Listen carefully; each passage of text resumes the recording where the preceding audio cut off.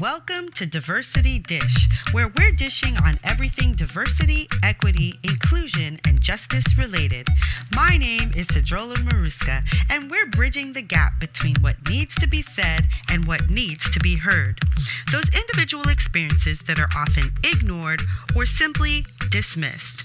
Sometimes I'm dining alone, sometimes I'm dining with friends, and sometimes I'm dining a la carte. No matter how I'm dining, it promises to be delicious. Let's dig in.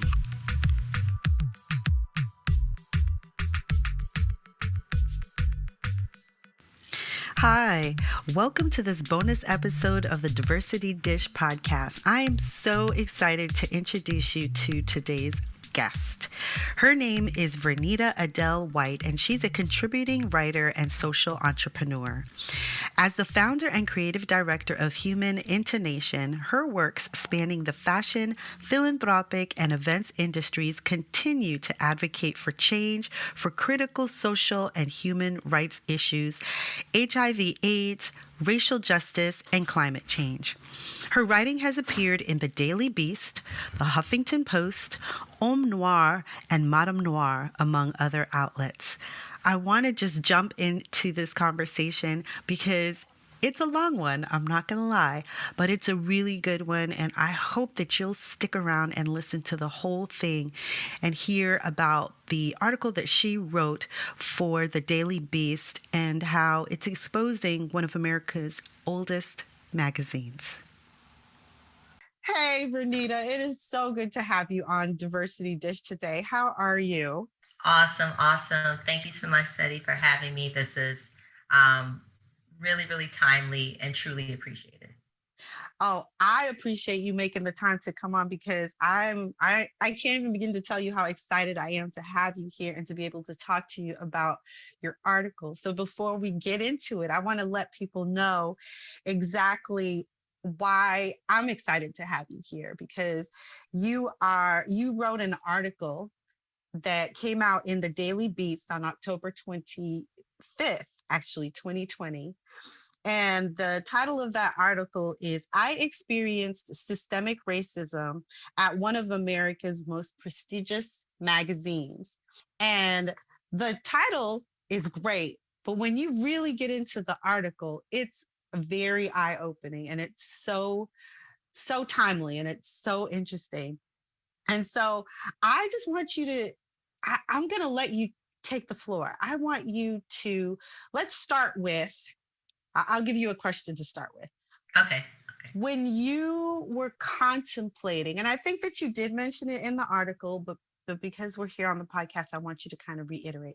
But when you were contemplating putting pen to paper and writing this article that really highlights this very large corporation and what's going on in there, what were you thinking? Like, how were you feeling? And what kind of thought patterns did you go through before you said, you know what, to hell with it, I'm going to do it? Yes, and actually, I love that, what you just said at the end, because there was that moment that I was like, to hell with it. It has been a journey. That's the first word that comes to mind, journey, when I think about what it took to get to the point of me choosing to write the article, to press on when I was like, this is hard, to press on when I was like, this is crazy, to press on when other people were telling me that this is crazy, because who goes up against a brand like Town and Country and Hearst Corporation, Hearst Magazine? Right. The short answer is the idea that this went unsaid, that I would wake up 10 or 20 or 30 years from now and have to look at myself in the mirror and recognize, like, I didn't say anything. I never said anything. At the end of the day, that the pain of that thought, that I didn't stand up for myself, I didn't stand up for others, that I actively, knowingly contributed to our time and space in this country not moving forward in the way that it needs to. The pain of that thought outweighed any potential consequences Mm-hmm. from writing the article. So yes, I did think about, what if there's backlash? What if my personal character or my business character is attacked? What if I'm blackballed from this industry? And Hearst is huge. I mean, Mm-hmm. Mm-hmm. a couple days after I'm not even gonna lie, a couple days after the article came out, this mysterious package ended up on my front porch. Mm. And from the UPS man, but I was still like, who sent me this? I'm not expecting a package, joking, Yeah. but not joking. People Yeah, did reach yeah. out to me and say, have you received any death threats yet? Because it's not lost on me that it's only a short time ago that speaking up in this way to this type of corporation as a Black woman, talking about a virtually all white magazine, Mm-hmm. that I would have been dead and no one would have been held accountable for it. Right? Okay. And that is real talk right there, because that would happen and it would be like, okay. And that happened and move on. Mm-hmm. Right. So, yeah. So I want you now to tell us about, give us a synopsis or give us a little bit about the article, because I don't know if everybody's read the article. I know that I have it linked down in the show notes, and I'm going to do my best to amplify the article. But if nobody has read the article, give them a quick synopsis of what it entails. Sure, absolutely. Oh, and by the way, that package was actually a gift basket. Oh, that's That's all. nice. It was like my first gift basket for someone showing me appreciation for the advocacy of standing up for us. So That's beautiful. yeah, so I did appreciate that. But in terms of the article, so I experienced systemic racism at one of America's most prestigious magazines. When you think of a brand like Town and Country, Town and Country is actually the oldest continuously circulating magazine in the United States. It's a 174-year-old magazine, and I opened the article by stating that as a 174-year-old magazine, Town and Country has actually been in circulation longer than the institution of slavery has been abolished in this country. Correct, right? And yes, and that came out of me kind of getting into a research part of this article, because I say that all that to say that when I started to reflect on certain things that were happening and why was I being treated a certain way and why wasn't I getting the same opportunities as other people, it is ingrained in this brand's DNA over the last 174 years to be biased, discriminatory, and outright include or imbue systemic racism in its policies and practices in its day-to-day business. And that is from a hiring, a procurement, a recruitment point of view. So the broad overview of the article is that I actually was at Town and Country as an independent event supplier. I'm a independent event executive producer, as one of the hats that I wear as an entrepreneur. And over the course of 4 years, I was contracted with Town and Country for its Town and Country Philanthropy Summit. I was contracted there for the first 2 years as a supplier, meaning I should say in a support role. I've been brought in to do a support role on that event. And after the first 2 years, there was a transition where the person who brought me in, it was a full-time Town and Country staff person who was the lead producer for that Philanthropy Summit. She was leaving the company, and she knew and informed me that instead of her position being filled full-time again, that the company was actually going to transition it to a contractor position. So here's an opportunity, right? She's like, right. Oh my God, Verneda, you're amazing. There's going to be this opening. They're going to be looking for a contractor. I'll recommend you. And she did. So before she left the company, she recommended me and said it wasn't even entertained as a conversation. Now, here I am as a qualified. I've been producing events at that point over 10 years. Now I've been producing events for over 15 years.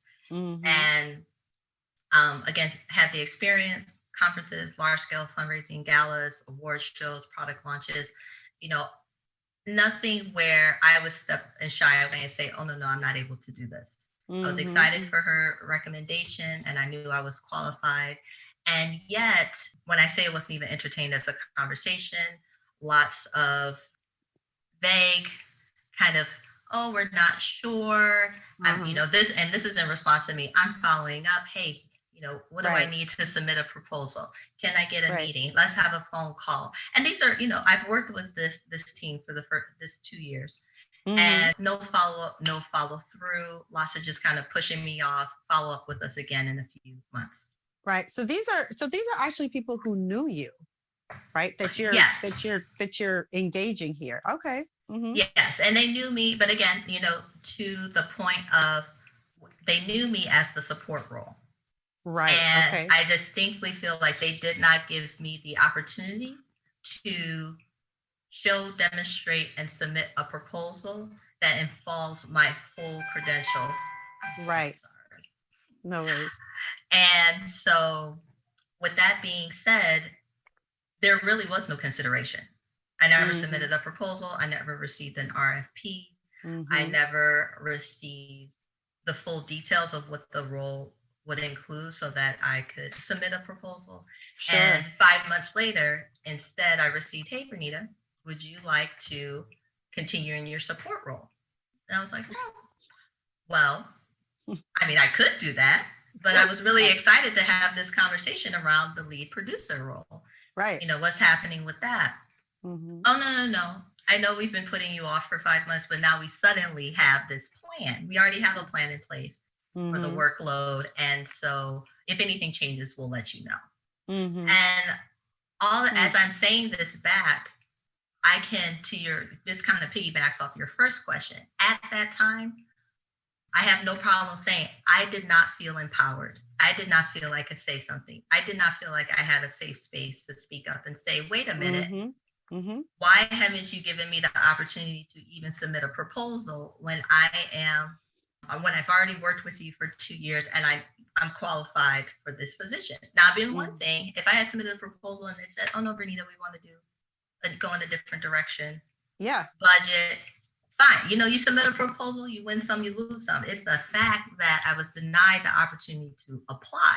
Right. So then you look at that and you say, well, okay, maybe not such a, coincidence. They wanted me to do that plan.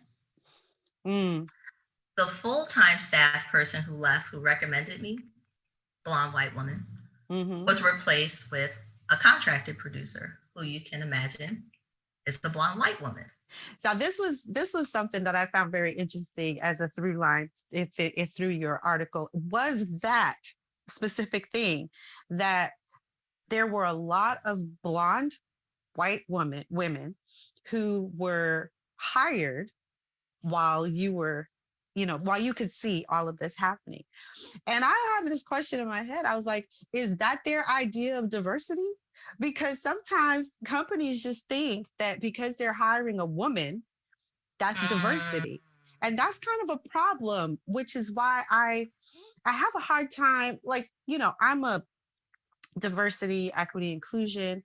I now put equity and inclusion before I put diversity. Yes. Because I have a problem with that, because it's not about women, and I spoke to a white woman just about this yesterday, that white women will start a venture that is meant to be inclusive. Then when it doesn't serve their purposes, they will shed all the color and keep it for themselves.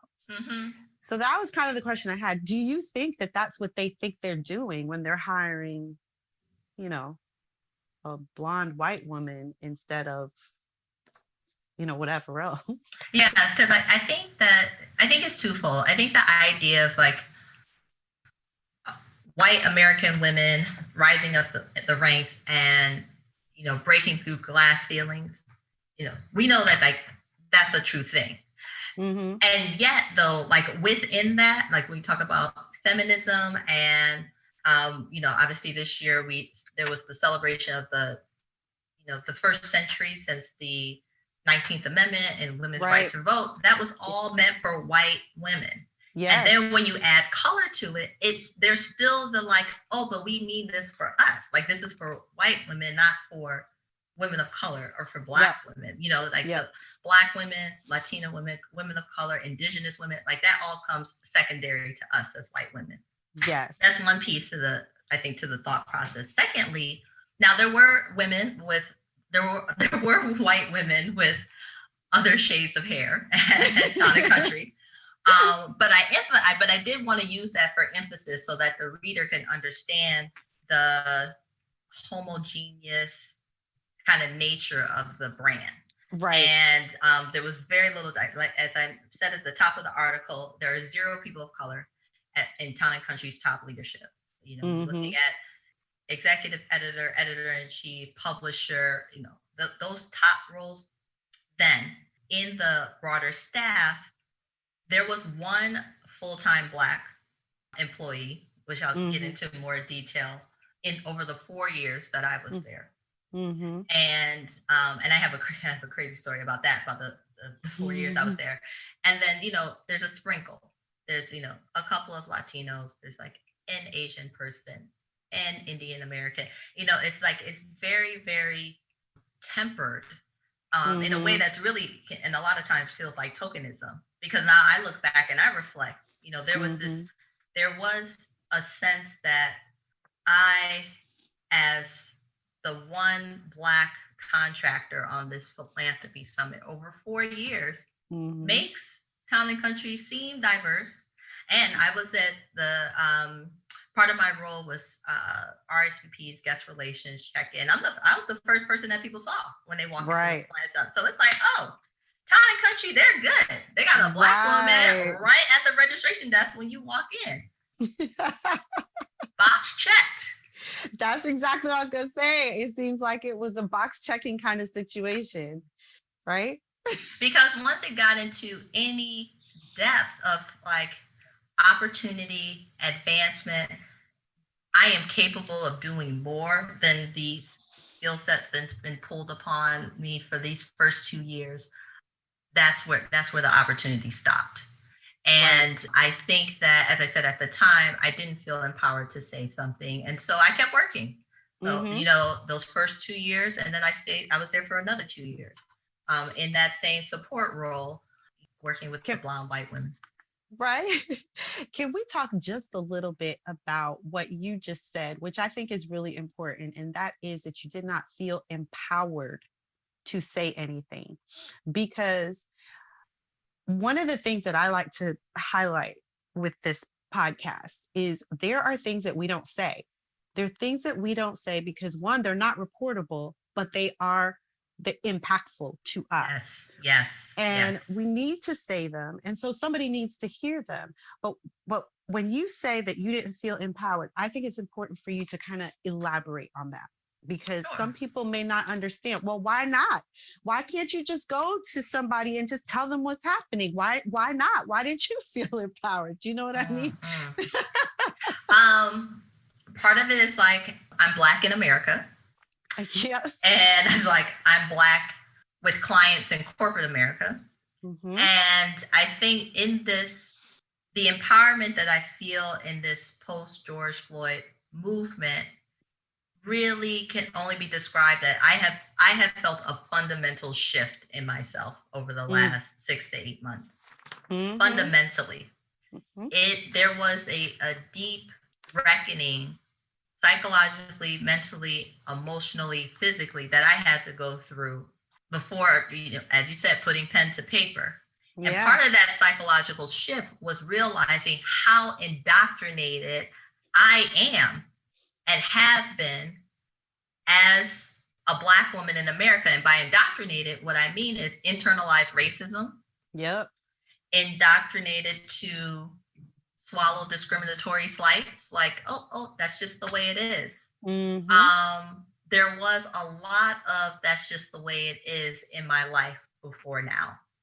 And to your point about things that were experienced but are not necessarily reportable, I remember, you know, out of all of my clients, Town and Country was probably the one where I most had to turn it on, meaning like the double consciousness of Right. who do I present myself to Yeah. be when I walk into the Town and Country office. So I am, Mm-hmm. I'm a Black woman in America. I do wear my hair naturally. I spent an incredible amount of mental space thinking about how I dressed, how I spoke, how I interacted, because there was no space for me just to show up and be myself. It Yeah. was my responsibility to assimilate, which I think is Mm-hmm. another notion that a lot of us are indoctrinated with. Like when I walk into, and I've been in many spaces my whole life. Part of this indoctrination is I've been in many spaces over the course of my life, being the only Black person in the room, being the only Black woman in the room, in all Mm-hmm. white spaces, and it has always been indoctrinated. It is my job as a Black person to make all the white people feel comfortable. That's all it is. And Yes, and I think all of us, it's true. We all get that. We've all done that all our lives, and that is absolutely the truth. and again, and the reality that saying something in and I can't even say short time ago because I'm saying something now. Town and Country and Hearst is not calling me anytime soon to do a job with them. Right. The whole several conversations that I had prior to starting the article, or even as I was brainstorming it, was, Verneda, if you're going to do this, you have to know that you're never going to work with them again. Mm-hmm. You need to know, like, you'll never get hired again. And so that fear of loss of livelihood, loss of economics keeps a lot of us from speaking up. So no, at the same, at the time, I'm like, I'm trying to keep this client. I'm trying to play nice in the sandbox. Like maybe if I go along, eventually they'll see how good I am. And then it's just like I just didn't realize I didn't have the right. I shouldn't say I didn't realize I didn't have the right skin color, but it's just that I was still, what I at one point was in the article, but I took out, was this idea of before George Floyd, I was asleep. And that I actually thought that I'd done everything right. I come from a good family, middle class family, 2-parent household, Ivy League education, and that I actually was walking in the world under the idea that the merit of my work and my character would be enough for me to be successful.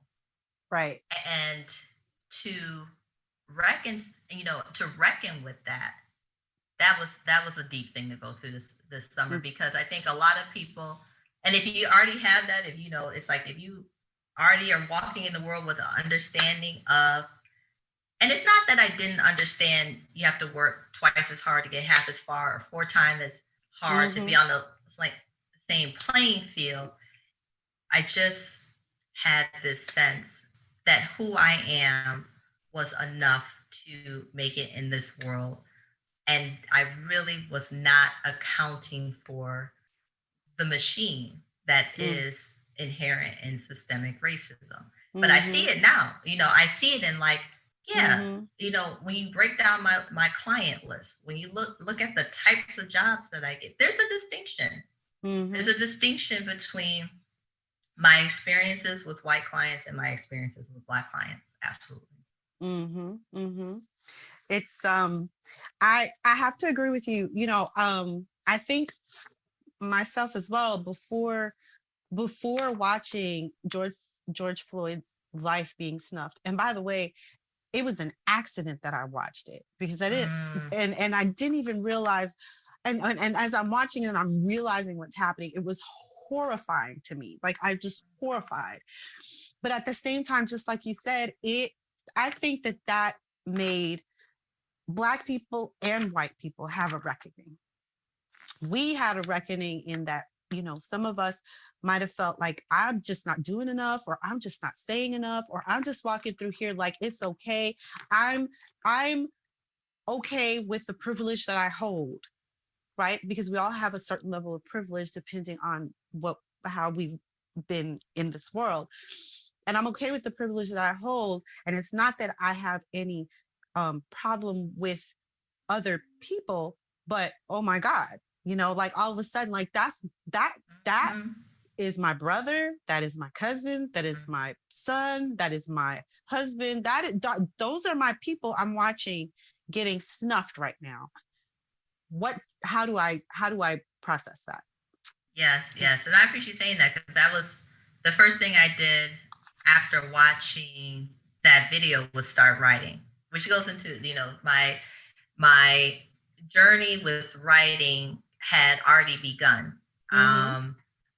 Which is, I'm like, that's a whole story in and of itself. and so I had I just started contributing to the platform Om Noir, which is this just awesome wellness community for women of color. Yeah. Christina Rice started it, and that was my immediate reaction, was to start writing. And to your point, my premise for the piece was to our brothers.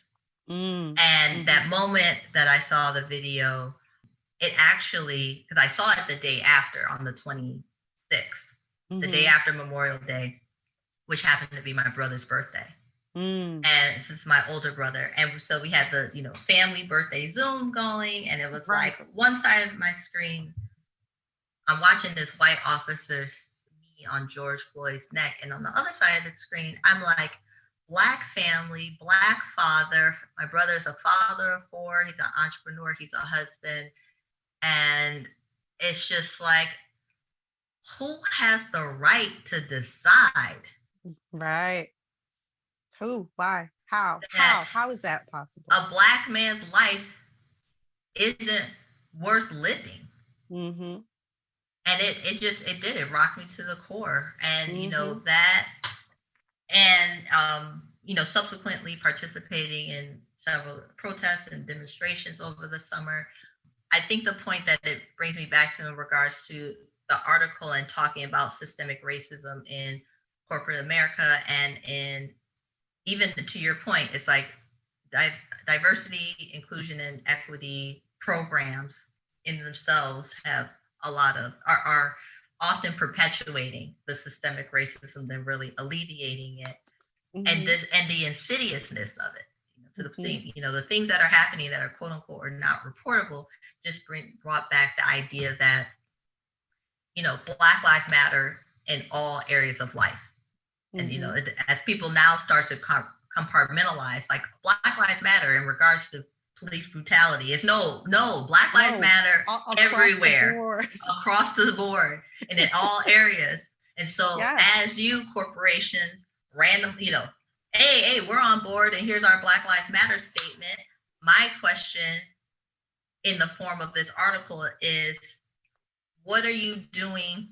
What is your concrete action in response? Not just a statement, right? Because your outsides do not match your insides. And that was my real point of contention with Town and Country, is that the magazine has done a very good job, even pre-George Floyd, to position itself, to assert itself in this conversation around reckoning with race, to make itself an important voice and platform around systemic racism and everything from mass incarceration to police violence to food deserts. And then they have no accountability on the back end, behind the scenes, that the insidiousness of the systemic racism that's happening in hiring and procurement and with its employees is perpetuating the very topics that they are, so proudly showcasing on their platforms.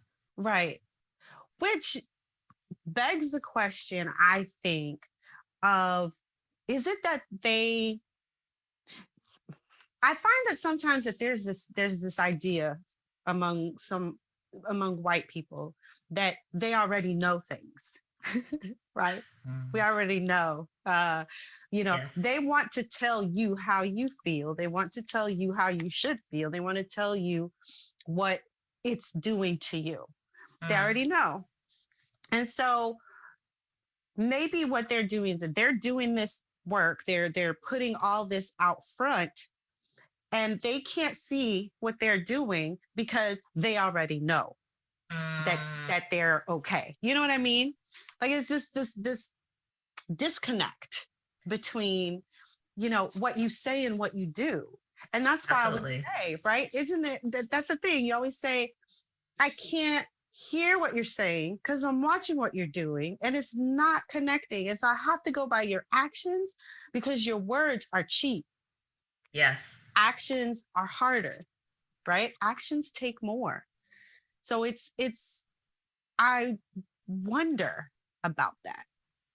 I just Yes, no, I think it's a few things because one, I now ask the question, how do you know when everyone around the board table is white? How are you pinpointing what the needs are for communities of color, when everyone around you looks like you? One. And everyone around you lives in a neighborhood where everyone around them looks like them. So Two. how do you which is why I think that so many times these ad campaigns come out and Black people and brown people are like, what the fuck was Right, that? they look crazy, right? And then it's like, and they're like, oh, we didn't meet. Well, it's not about your intention, it's about the impact. And maybe if you had somebody or a few bodies in the room with you that could say, you might have gotten off better than just thinking you already know and then putting it out there and then having to retract and do all those things and run for the hills. Well, I think in this case, I think that Town and Country, like a lot of brands, thought that they were doing a good thing, thought that they were doing the right thing, certainly thought that they were being very progressive and thinking outside the box, as much as it, had the byproduct of benefit of feeding into white heroism. And, right. Look at how we are, uplifting, the people of color. And I found that, particularly again, reflecting back, because I was drinking the Kool-Aid too. I have no problem saying I was at Town and Country drinking the Kool-Aid. I was, the philanthropy summit. It was like, yes. And here's Ava DuVernay is on the screen. Oh my God, look at this amazing conversation with Valerie Jarrett and John Legend. And and we're doing it. And then it was like, oh, see, here's the exploitation.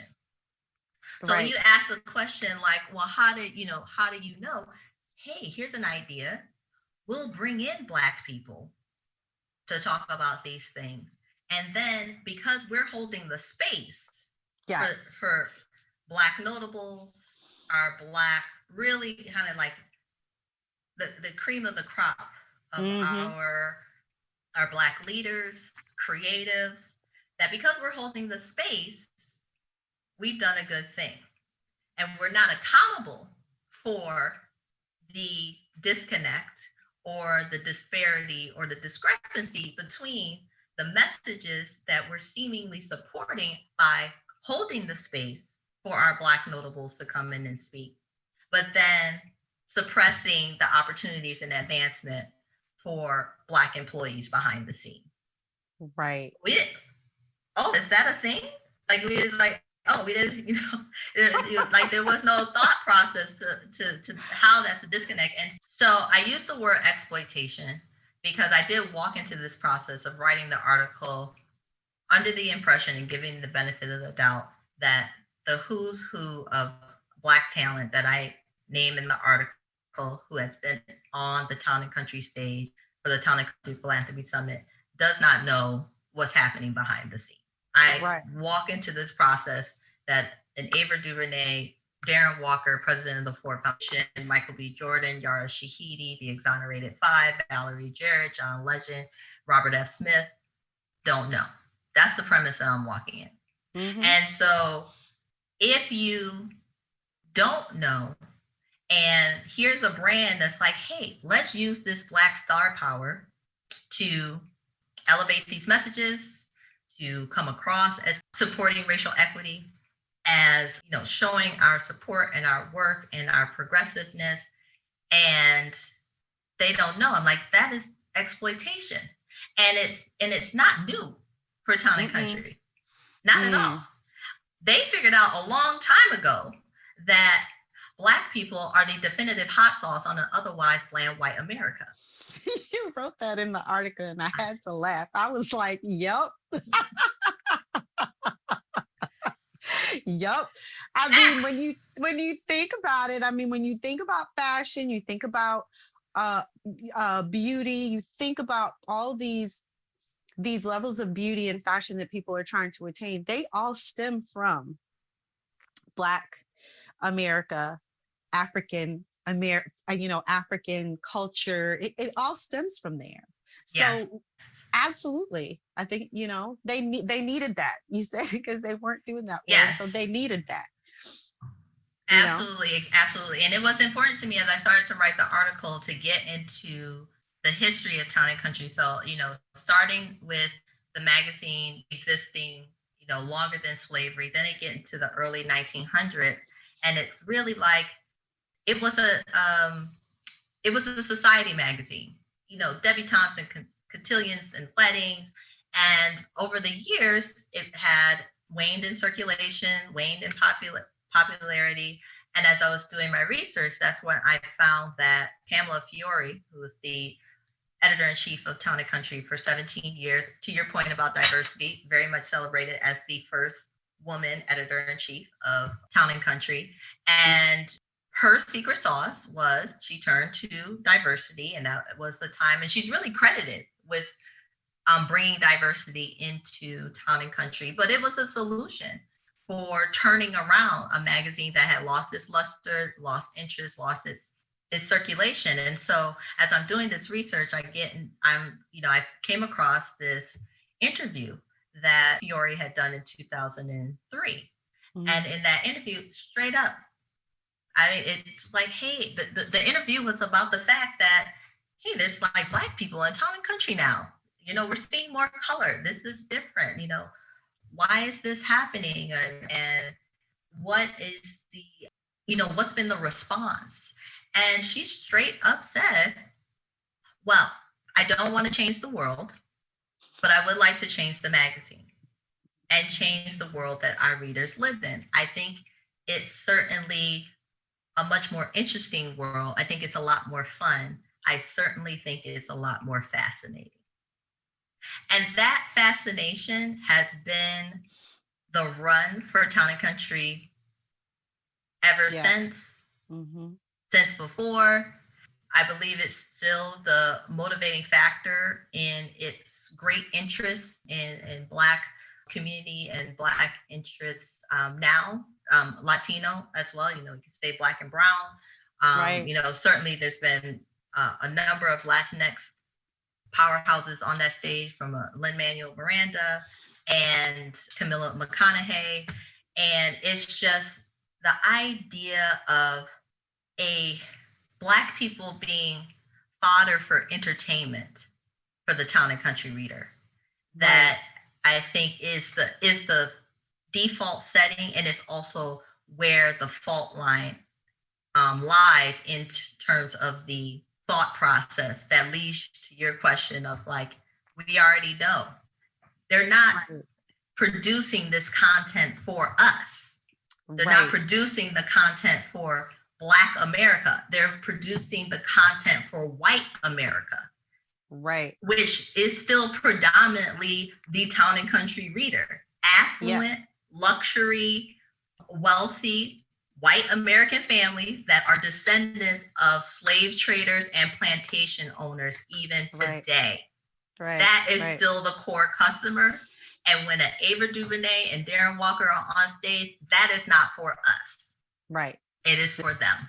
Right. So just as language evolves to dog whistle, air quotes, type phrases and things that people say that have gone undercover, it's the same as how using Black people for entertainment has kind of gone undercover. Kind of, oh, you're doing this and that's fantastic, and we want to elevate you for that, but we're not doing it but over here we're going to do this other thing.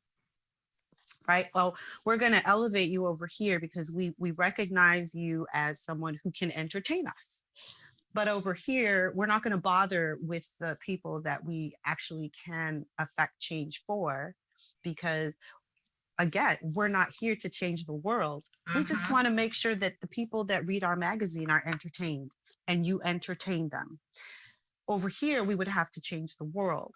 And so it's almost like when someone says something that is inherently racist and or that is like a microaggression, which microaggressions are not micro, but they say a microaggression and someone goes, hey, that affected me in this way, and they say, well, I didn't mean it that way, so almost to hell with how you're feeling. It seems to me that that's kind of what they do, right? They're doing this up here and you're saying, but you know what, this is how it's affecting me over here, because you're not giving people equitable opportunities. You're not including people in the conversation. You're not actually doing what it shows that you're doing up front. And they say, well, that's not our intention. So, we're just going to keep doing it the way that we're doing it. And that's pretty much what it has been. And of course, I'm like, sidebar, I'm like, oh my God, I love you, Ava. I love everything you do. Love you, Darren. But I'm not gonna front. I'm not gonna front. This will be a sidebar conversation down the road. I do want to talk about what I feel is now the responsibility of our Black influencers, celebrities, talent that is now that you have this information. You know what I mean?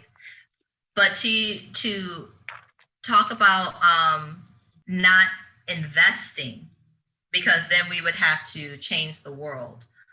To your point, it's like not only are they not worried about it, but when you talk about actions, since the article came out, there's been no response from Town and Country or Hearst. Right. If anything, there's been a concerted effort to bury the article, to pretend like it's not there, to keep silent on it. And I think that silence says it all in terms of intention, in terms silence is violence. Yes, in terms of, really shedding light on what Town and Country is about. Yeah. Do I think they have an interest in changing the world even 20 years later? No. Do I think that if they can continue operating as they have been operating without consequence, they will? Yeah. Do I think they likely think, how dare she shine a light on what we feel? There's nothing wrong with it. How it's I think it's going to take time. I recognize that the journey to achieving true racial equity, economic justice, social equity in this country, we're still a long journey ahead. I mean, we are 157 years out from the Emancipation Proclamation. And a lot has happened in the last 157 years, but we're like, the disparity is still so great. And in a lot of ways, the disparity has gotten even larger over time. Yeah. And in that time period, the psychological gap for, I won't say all, but a great number of white Americans, of white corporate America, hasn't shrunk that much. And part of that you can see in our current election results. Oh, yep. A lot of people voted for the continuation of an administration that is built on perpetuating systemic racism in this country. Yep. Are happy to do that. And I think that as I said, I think the biggest indicator of how Town and Country really feels in terms of investing in the communities that they uplift on their platforms is demonstrated in their silence. Yep. So what, in your opinion, could be a first step in acknowledging and maybe changing what they're doing? Not, because it's not our responsibility. We work our butts off to do, what we need to do. What is their responsibility? Yes, absolutely.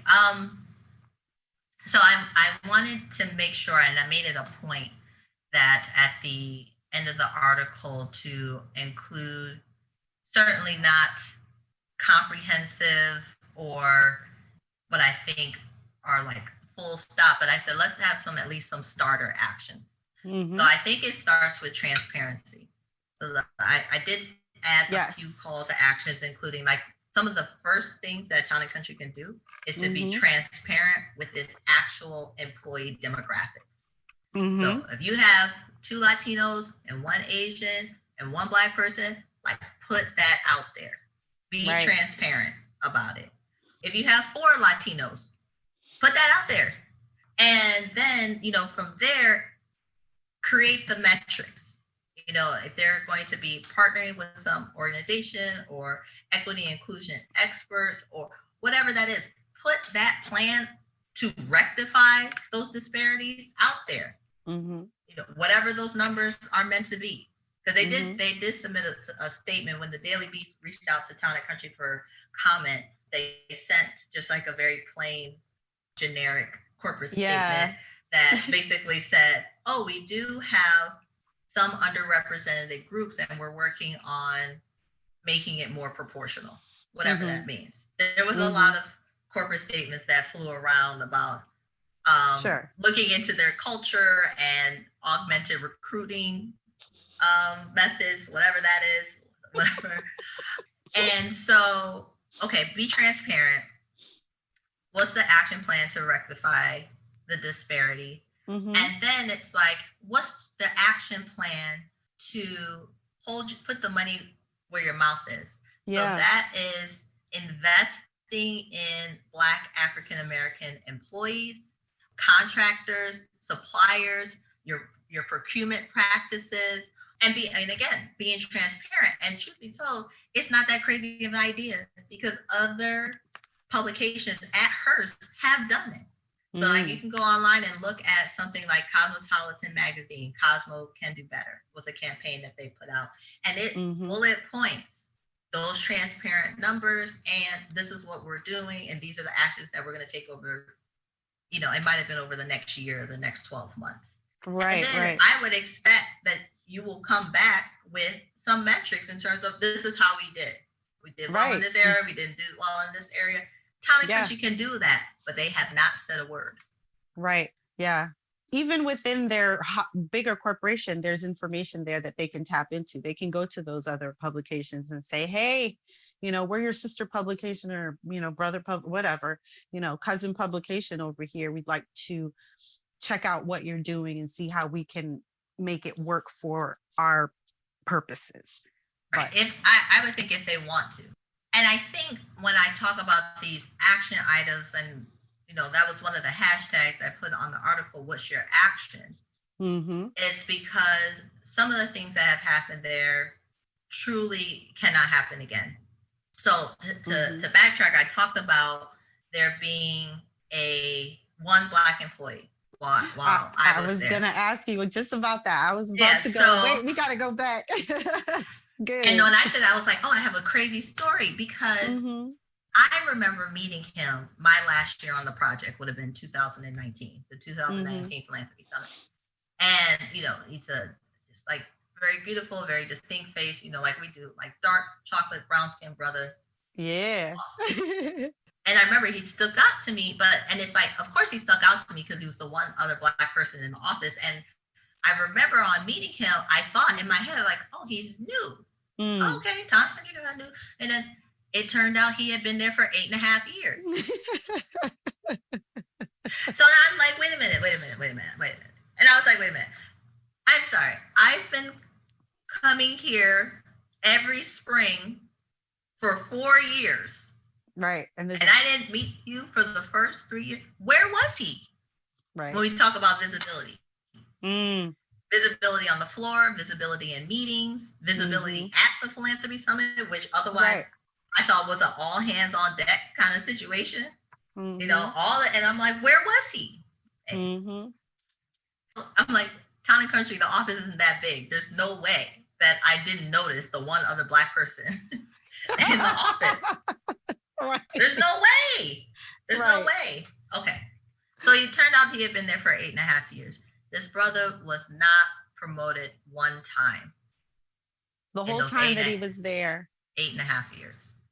He started out as an editorial assistant and he resigned as an editorial assistant. And when I really let that sink in, it's like, how do you do that to a person? Town and country. Now, I understand at one point he had a lateral move as a fashion assistant. But how do you take nearly a decade of someone's career? Right. And just say, hurry up and wait. Because it's usually that's what happens. It's like, even if when you build up that courage to go in there and say, hey, 1, 2, 3 people were hired after me and they've been promoted before me. I would like to be considered for promotion. Why isn't that happening? Or whatever it is that you muster up the gumption to go in and say. The response is usually, oh, you're doing such a great job. Don't worry. Your time will come. Hurry up and wait. Yes. Yes. And that's exactly, you hit the nail on the head. And it's crazy to me because as I was working on the article and kind of talking through this section of the piece, several people just said, oh, well, did he advocate for himself? Did he raise it to his supervisor, ask for pay raises, ask for the promotion? And he did. That was what it communicated to me was that hurry up and wait was real. Asking for promotions and then being told, oh, we're already planning to bring in someone else for that role that just opened up. Why don't you just wait a few more issues? But in the meantime, here's you can take on more responsibility. Here's all this extra work. Yeah, absolutely. And he really spoke to it. I think he really did his best to make the most of the situation.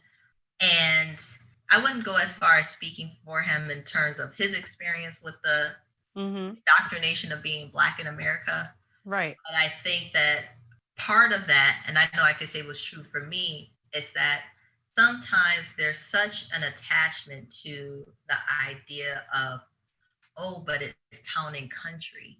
Oh, it's this big prestigious brand. So while in other scenarios, a person might be like, hey, I've been at this organization for 3-4 years and nothing's moving, I'm out.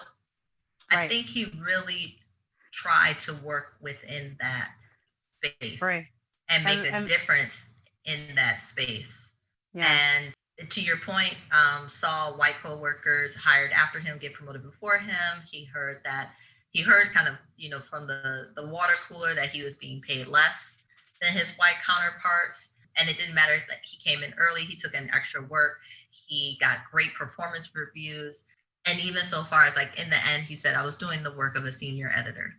And never once. And then that pay inequity piece, it's like people don't think about when you suppress someone's wages or salaries over that amount of time, it impacts their ability to generate wealth over the course of their career. It impacts their ability to set aside a comfortable retirement or to, it is such a trickle down effect. And, as those reports came out this summer talking about the disparity between Black and white, that the average Black household income is 10% of the average white household income.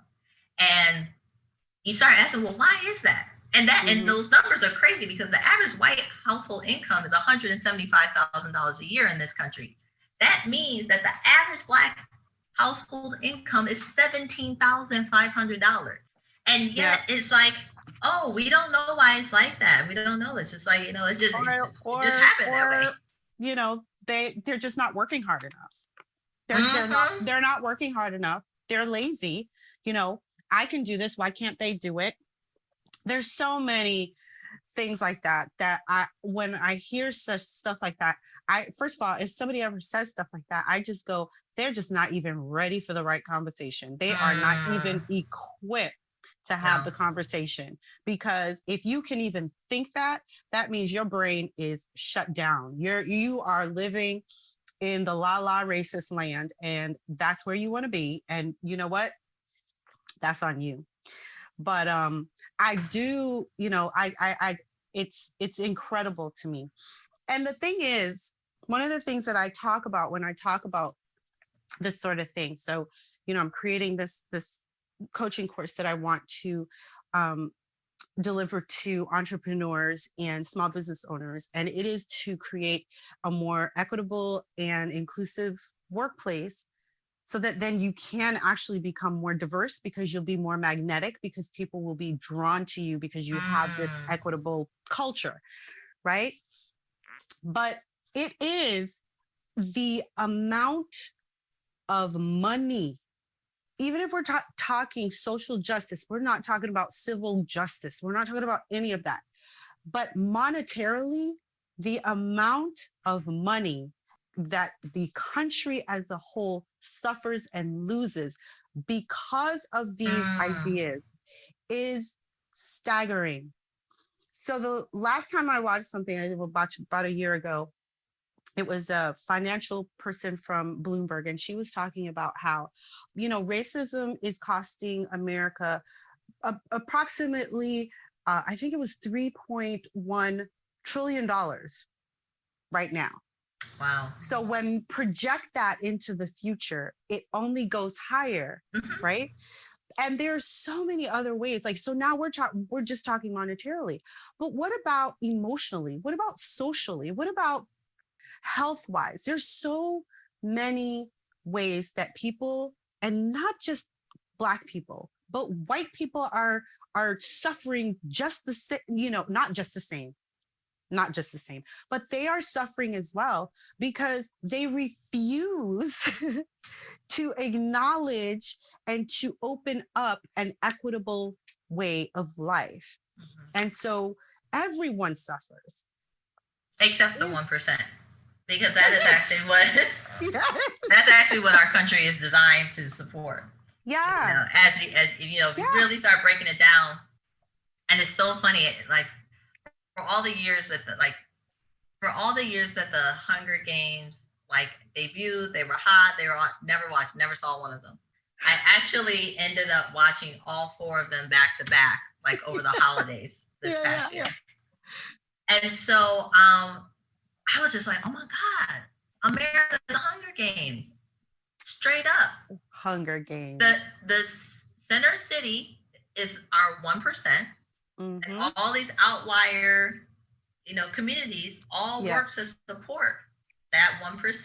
And the way race plays into that is, to your point of, poor whites, underserved communities that are white communities, that's where race is key, right? Because the 1% tells those poor white communities that you're poor, and it's because your opportunities are being taken by the Black people. Yeah.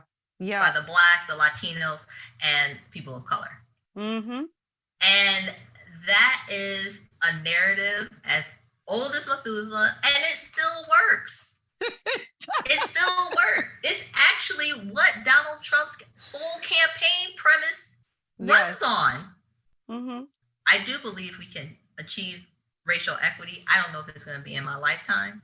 Right. I certainly am committed to being part of the progress, and I think each of us are committed to contributing to it moving forward. But it is deep. It is deep, and it's designed. Yes. It's really, so as much as America might be hemorrhaging trillions of dollars of years because of systemic racism, the people at the top are good. They're good. They're good. Right. They're good. Yes. And that actually makes me think about, you mentioned before about, privilege, and each of us having a certain place of privilege. That was another piece that really, I think, shook me around my realization of what was happening at Town and Country. And the exact moment, and I just said a few minutes ago, I'm like, as I'm saying all of this, I'm like, I'm like, Ava. I love Ava. I mean, nothing but respect for Darren Walker and the Ford Foundation, but it's like, I am surprised and maybe even a little bit concerned that on the side of the influencers, celebrities, talent, Black talent that has been on the town and country stage since this article came out, has also been a level of silence. And what shakes me with that is this is what the conversation that I watched that really woke me up. So for the 2020 Philanthropy Summit, which was digital, all virtual this year, of course, with COVID, this was back in July.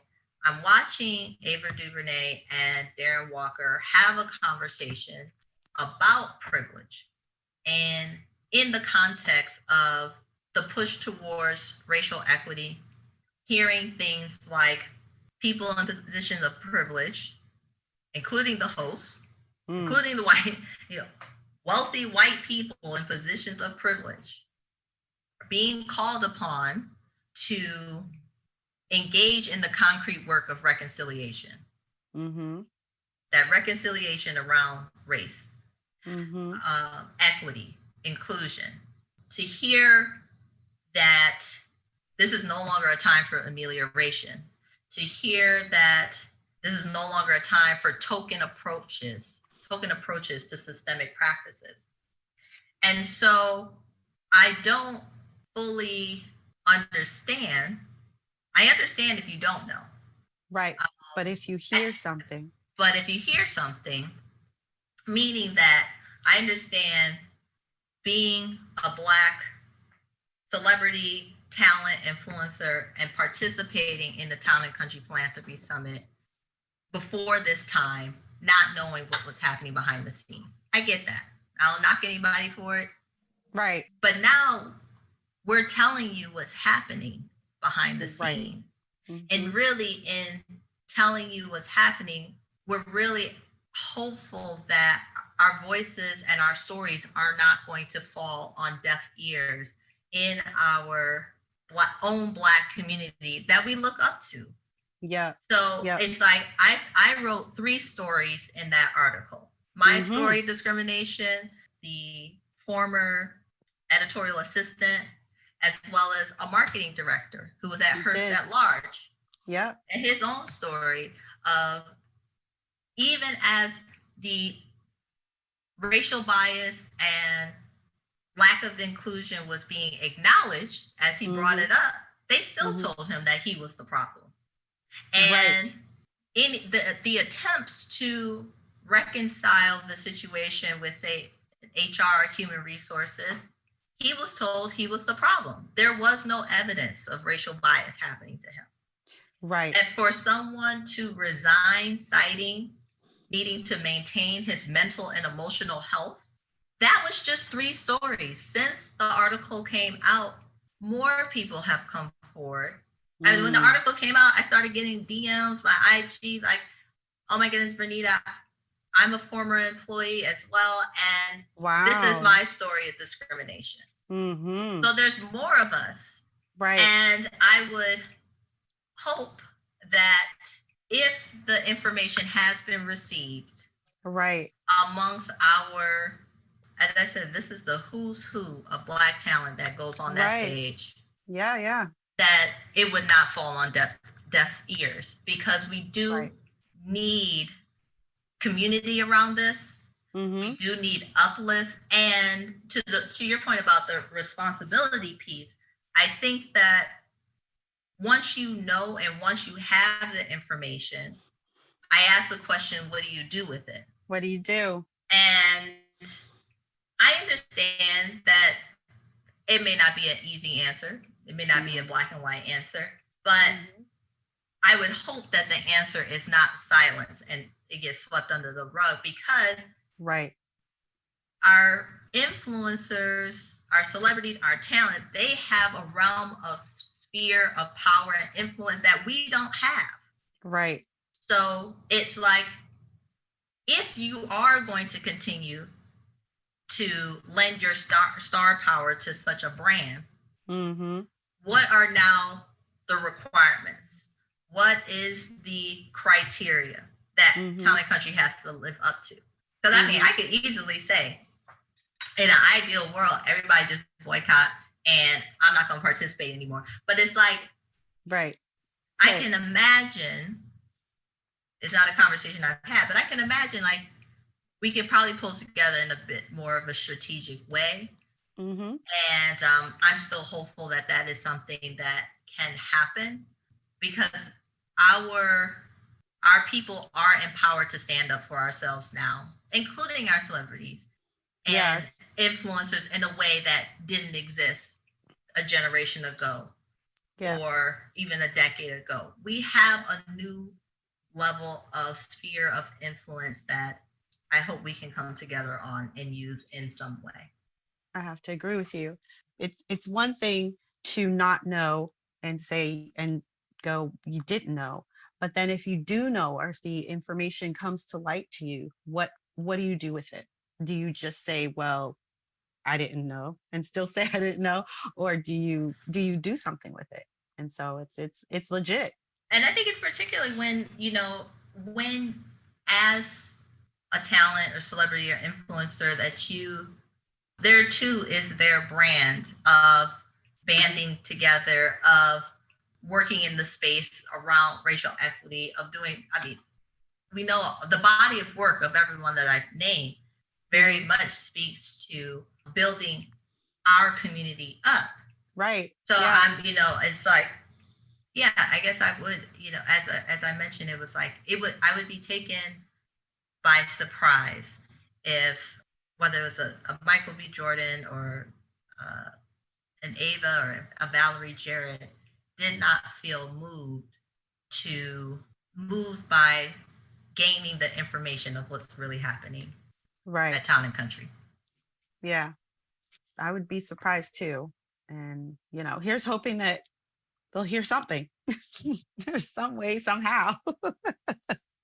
They can listen to my little podcast. Yeah. And it really truly so. That's why, in terms of raising our voices, again, I think that all of it is working and building together. Again, I truly appreciate the space this afternoon. And, as I talk about us, even there is not the same, brand and widespread knowledge. I do believe in strength in numbers. Yeah. I do believe that if many voices come together, we can be impactful. Mm-hmm. I think I feel highly motivated, particularly as additional former employees started coming forward, that this is not something that I can allow to just get swept under the rug. Right. So whether there was a celebrity backing or not, many movements in this world have started with just a few voices, and that say like, this isn't right. So I don't want it to come across like we are dependent on celebrities coming forward, but that the strength in numbers, and probably the last thing I would say, I think what's coming next out of this article and this piece is what would it look like for just us to start pulling on our networks, our friends, our families, and start pinging Town and Country's advertisers, their supporters, calling out those who continue to support the brand, and making sure that they have this information, and asking them, what are you going to do now that you have this information, if you didn't know it before? The Partnership for New York City, which is an organization that the president and CEO of Hearst is a co-chair of, Steve Swartz, and pinging all 191 who have pledged their commitment to racial equity, saying, what are you going to do about this? How are you all holding each other accountable? And then in terms of strength in numbers, I really came up out of this piece thinking about, there's so many of us with so many stories. And while I have moved into a space of, to hell with it, I'm going to write this, and I'm going to talk about it, and I'm going to keep talking about it, I totally understand that a lot of people have not gotten there. And there is a need for safe spaces for us to raise these stories to be as anonymous or as specific as we want or feel that we need, so that I think with that mass kind of collection of, here are not one voice, not three voices, here's 10, here's 20, here's 2,500, Right. that it starts making it a lot harder to ignore. Right. I mean, that's what happened with Bill Cosby and Weinstein and several other people. So why not here? I am so glad that you came on today. Is there anything else that you would like to share with everyone? Like, can people contact you? Where can people find you? Where can people contact you? And, what are you doing? What are you offering? How can they work with you if they want to support you in what you do and that sort of thing? Share with us all of that. Absolutely. No, I love it because I'm all about connecting. So I certainly would love to build connections from this experience.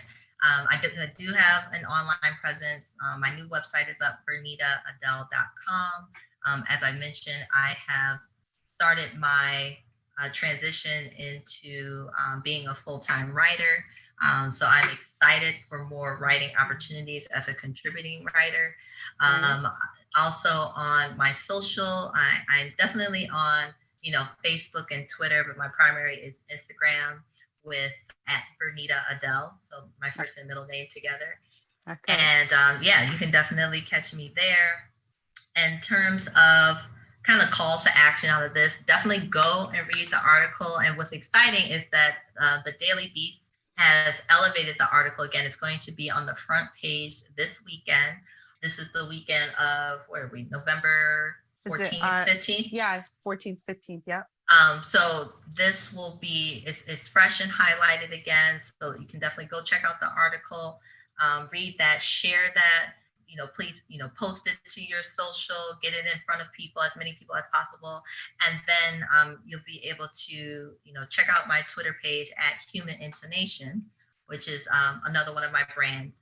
And there I'm going to be focused on the kind of Twitter campaign to get the article and the information in front of those sponsors and advertisers and partners that we talked about.